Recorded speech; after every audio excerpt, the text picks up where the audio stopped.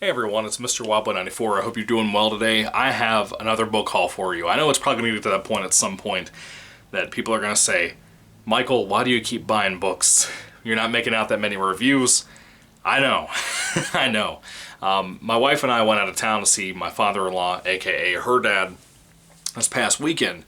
And she went to Hobby Lobby and spent a lot of money there. So I nurtured the idea that I wanted to buy some books. So I did. The thing is, I've noticed here in Virginia, I've grown up in Virginia all my life, it seems to me we don't have almost any used bookstores anywhere, no matter what part of the state I go to. We never have anything worthwhile bookstore-wise. We might have some things here and some things there, not really anything. No one makes horror genres for their stores anymore, for whatever reason. They don't. And that bums me out, because I love books, and I want more horror books, and yeah. So anyway, when you have other stores like Barnes & Noble and Books A Million finally making horror sections, it's a lot easier for me to go to the store. I used to kind of dread going to Barnes & Noble and stuff, mainly because they had terrible prices. They still do. I think to pay $20 for a Stephen King book is crazy. When it's not a hardcover, it's crazy for a paperback. It better be a book I love for me to pick it up for that kind of price. And so we went to Barnes & Noble. It's the only one nearby for decent bookstores. There's not really any used bookstores around there that are worthwhile, and it is what it is.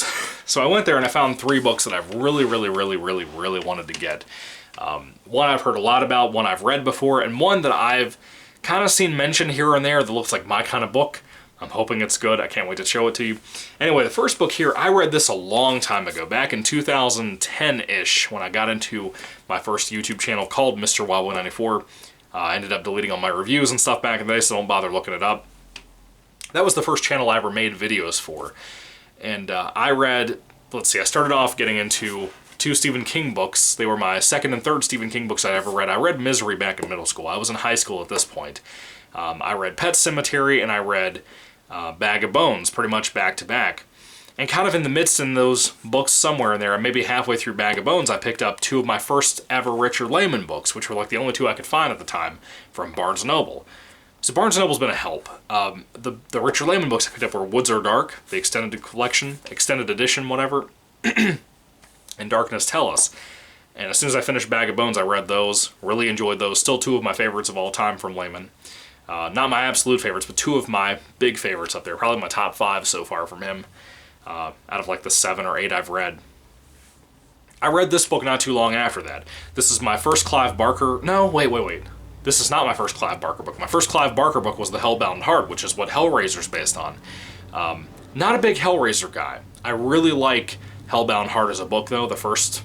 Well, I haven't read Scarlet Letters yet, the sequel, but I read Hellbound Heart. I still have my copy in the house somewhere. Really enjoy it. Solid book. Not super overwritten. It's kind of like a novella. It's very short. Yeah.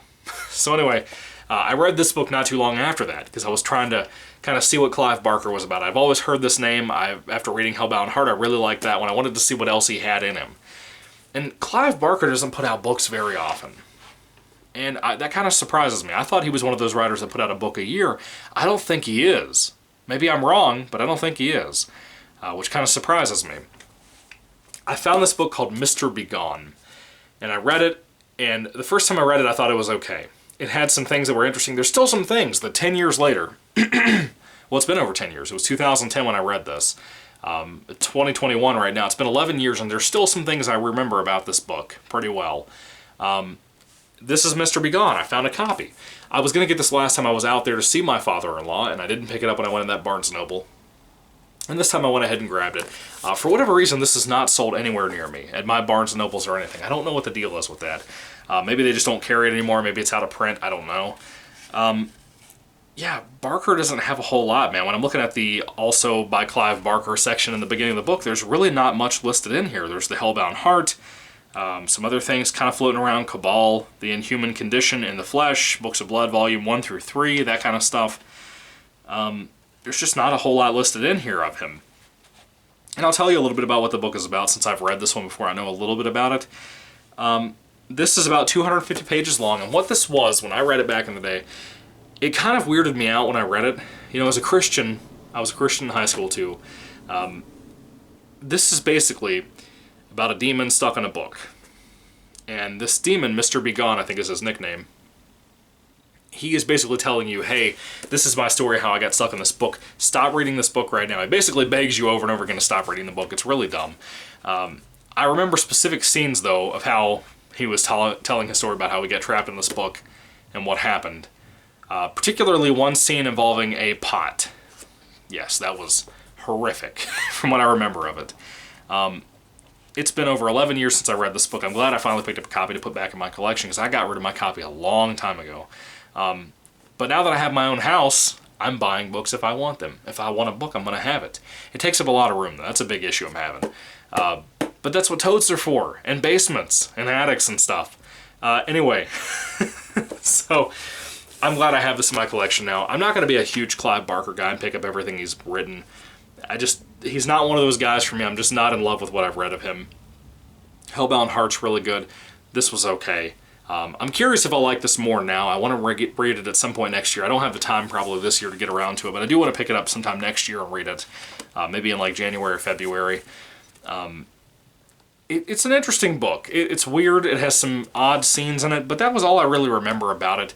It had some decent humor to it, you know, surprising humor, because it's Clive Barker. He's more of a gothic weirdo. But yeah, it was okay. I read it a long time ago. Didn't love it. Didn't really even like it. Just thought it was okay. It is what it is. I just want to reread it. It's just one of those weird nostalgia things, you know what I mean? Anyway, this book right here I've been looking at for like a year and a half, and I just, for whatever reason, I've not picked this up. It just keeps eyeballing me every time I go to Barnes & Noble, and I just cannot get myself to pick it up. And this time around, I decided to go ahead and get it. Now that Barnes & Noble has a horror section, they put out some things over there that kind of surprised me. They're also ordering books to fill up that section. There was one book I picked up a while back that I haven't read yet called My Best Friend's Exorcism. I have it sitting like right down here beside me. And I want to read it at some point. I wanted to read that this October, but I don't think I'm going to have the time to, just because October I watch a lot of stuff. A lot of stuff. I watch all the Halloween movies a lot of the time. I watch Archie's Weird Tales, which is a VHS tape involving a vampire story and a potato story, and it's like a great, great, great movie, VHS thing. It was based on an old TV series of Archie. It's just a couple of episodes grabbed up and put on a VHS tape. Scooby-Doo on Zombie Island, you can't have Fall and not watch that. Or The Witch's Ghost, which is another great Scooby-Doo one. You know, I watch a lot of stuff during October. I want to rewatch The Raven with Jack Cusack this year. I have a lot of stuff I watch during that time of the year, and I'm always busy. And I also want to reread the Pine Deep Trilogy from Jonathan Mayberry. I've kind of said that in some of my reviews and videos that I want to take out the time to reread that. So that's kind of my goals for this year, for October. We'll see what happens because I stay so busy all the time. We'll see if that's even possible. But this book here I've been eyeballing for a long time. I want to read this at Christmas time, but I have some other things I read every Christmas, like The Christmas Candle from Max Lucado. Not a big fan of Max Lucado, but I love that book. It's one of my favorite Christmas stories of all time. It's my favorite Christmas book, easily, aside from, of course, you know, the Bible story, what happened with Jesus being born, the Nativity story. But The Christmas Candle is fantastic. This book here is a horror book. It looks very Gremlins-like. It's called Secret Santa by Andrew Schaefer. This looks really cool. It looks like a Gremlins type of thing. I think that's some of the inspiration here. Again, I don't read the back of the books that I buy. Travis McBee here on YouTube is one of those types that kind of talked me into that. And as I've done my Goosebumps channel, where I review books from R.L. Stine, the Goosebumps book series, you know that it's still ongoing. It's called Michael Goosebumps Fans, in case you want to go check that out. On Michael Goosebumps Fan, I talk about a lot of stuff like that, and I've hit the point over the recent years that I don't read the back of the books. I just pick up the stuff. If I'm reporting in a news video to people about, hey, there's an announcement for a brand new Goosebumps book coming out, here's the title, here's what the synopsis says.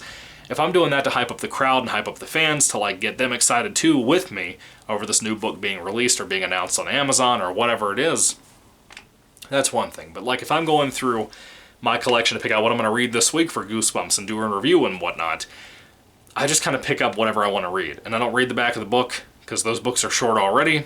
It spoils things. Don't do that. Just pick up a book and get into it. And that's what I recommend with this. I'm not going to read the back of the book. It looks very Gremlins-like. It's a Christmas story. I'm down.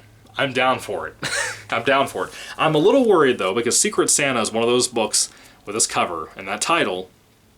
I'm worried about it being one of the stories like Krampus or like the Haunting Hour TV show based on another R.L. Stine type of thing.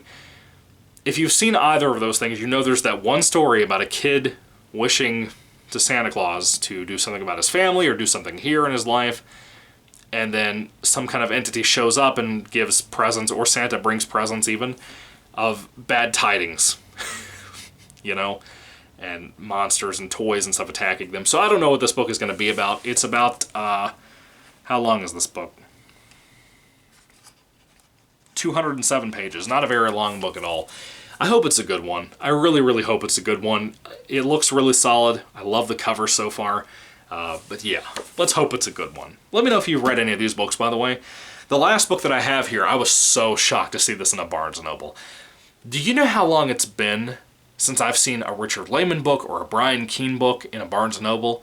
Do you know how long it's been since I've seen a Bentley Little book in a Barnes & Noble? I found this with a newer cover on it, and I have not read this book, and I don't even know if I own this book, but I'm glad I got it. Bentley Little's The Store.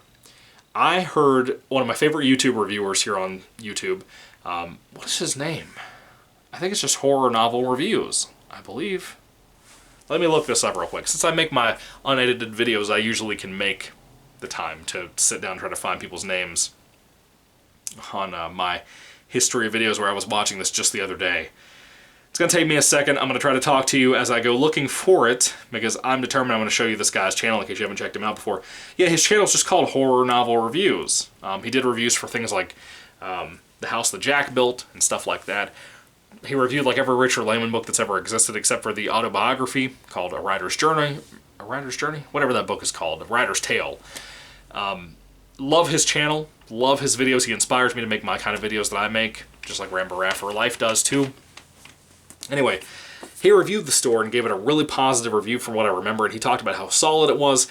One thing that really pisses me off, though, and I want to bring this up right now. So this book is about 400 pages long. Mind you, this is a tall paperback. A lot of Bentley Little books, the ones that I own, are the shorter trade paperbacks. You know, they are what they are. They're kind of cheaper. This right here is a special value price. And I'm not sure if that's supposed to be a reference to The Store itself, because it's called The Store. This is not a special price. Do you know how expensive this book is? This book is freaking $12 in the USA. Do you know how much this was? Or, well, how much typical Bentley Little books are? They're like $5 or $6, maybe $7 at most. This is not a special value price. What are you talking about? That's ridiculous. Anyway, this looks really cool. Cool new cover. I'm really liking this new style. I'm curious how many Bentley Little books have been released with this style. I've only read 2 books from him so far out of like the 10 that I own. I need to read more of his stuff. I got a bunch of them for Christmas last year. I've read... What was the one I read? The House? Yeah, I did read The House. That's the one with the really cool cover with the blue and grayish color scheme. And that was roughly bad, honestly. But I read another one that was like The Haunted, I think is what it was. It's like an orange and black cover. It's like about a guy that's like a tech programmer or something for a living, and he has a haunted house. And that book was solid. I really liked that one. The ending was a little weird, but overall I remember liking that book. That was a pretty solid haunted house story. That was the first one I ever read from him. But The House that I recently read and reviewed here on the channel the last year, that was a mixed bag, frankly. I didn't love that one tremendously so. It was just okay. It was pretty bad. The ending and a lot of the stuff involving that little girl demon monster thing was really gross. But that was the whole thing throughout the book. That wasn't a spoiler, I just told you. But that demon girl thing, that was gross. Really gross. But anyway, that is the collection of the 3 books that I picked up this past weekend for the book haul. I know it's a very small book haul, but cool stuff here. Really excited I found a new Bentley Little book. Really excited to get Secret Santa after I've been eyeballing that forever. And Mr. Be Gone, I've been wanting to get a copy of that for a while. Now I have it in my collection, so I'm really glad I got all 3 of these books here. Have you read any of these? What do you think about them? Put your thoughts and comments down below. I'd love to hear what you have to say about it. And yeah, what should I read first out of these? Like I'm going to be busy for a while. I think during the month of October I want to read the Pine Deep trilogy and Shirley Jackson's Haunting of Hill House for the first time in like 10 years too. I read that around the time I read Mr. Be Gone. Didn't like that at all the first time I read it. Really like the 50s movie adaptation, so I'm hoping Haunting of Hill House is solid this time around. Maybe I'll actually like the book. I don't know for sure, but we'll see. And that's pretty much all I have to say. Thank you for sticking around for my long, boring videos. Anyway, thank you for watching, guys. God bless you. Happy Halloween. Goodbye.